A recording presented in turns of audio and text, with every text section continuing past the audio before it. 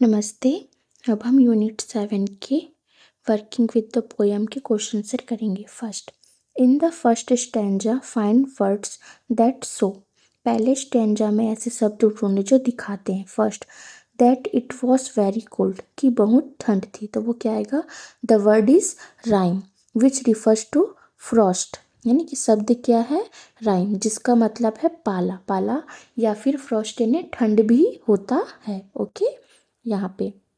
Second, that it was late evening, कि शाम हो चुकी थी, तो the phrase is starlight light my lonesomeness, indicating the sun had set and stars were out, यानी कि वाक्य है तारों की रोशनी ने मेरे अकेलेपन को रोशन कर दिया, मतलब सूरज डूब गया था और तारे निकल आए थे। Third, that the travel was alone, कि यात्री अकेला था, द वर्ड इज लॉन्समनेस, तो शब्द है अकेलापन। Second question, something happen at लियोनेस, it was, लियोनेस में कुछ हुआ, यह क्या था? ऑप्शन ए इम्प्रोबेबल, यानी कि असंभव था, बी इम्पॉसिबल, यानी नामुमकिन था, या सी अनफॉर्सिबल, जिसका मतलब, तो हमारा राइट ऑप्शन क्या होगा? सी अनफोर्सिएबल, जिसका अंदाजा ना हो सके। Okay. Second, pick out 2 lines from stanza 2 to justify your answer. अपने जवाब को सही साबित करने के लिए स्टैंजा 2 से 2 लाइन चुनें।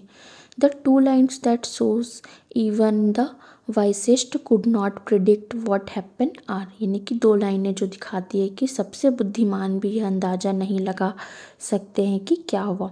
First, no prophet durst declare, यानी कि किसी भविष्यवक्ता ने यह कहने की हिम्मत नहीं की। And second, not did the wisest wizard guess, ना ही सबसे बुद्धिमान जादूगर ने अनुमान लगाया। ओके।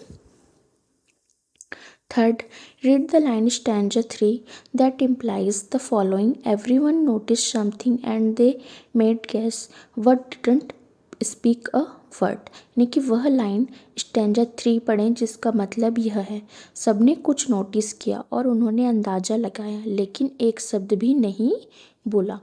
इसका क्या होगा? ऑल मार्क्ड विथ म्यूट सरमिज, यानी कि सभी को म्यूट सरमिज से मार्क किया गया है। Here mute means silent and surmise means guess, यानी कि यहाँ म्यूट का मतलब चुप है और सरमिज का मतलब अंदाजा है। Okay. Second, now read the line that refers to what they noticed, यानी कि अब वह लाइन पढ़ें जो बताती है कि उन्होंने क्या नोटिस किया। तो क्या है वो? My radiance rare and fathomless, यानी कि मेरी चमक दुर्लभ और अथाह है, यानी कि they notice strange deep glow और happiness in the poet's eyes, यानी कि उन्होंने कवि की आंखों में एक अजीब गहरी चमक या खुशी देखी। ओके। अब ये लास्ट है जो आपकी बुक के लास्ट में पेज में होता है ग्रीन कलर के बॉक्स में, स्प्रिंग टाइम, यानी कि बसंत का मौसम। Question, why is it unsafe to walk about in spring, यानी कि बसंत में घूमना असुरक्षित क्यों है? Answer, because the grass has blades, the flowers have petals and the trees are soothing, यानी कि क्योंकि घास में पत्ते होते हैं, फूलों में स्त्री केसर होते हैं और पेड़ों में टहनियाँ होती हैं। ओके।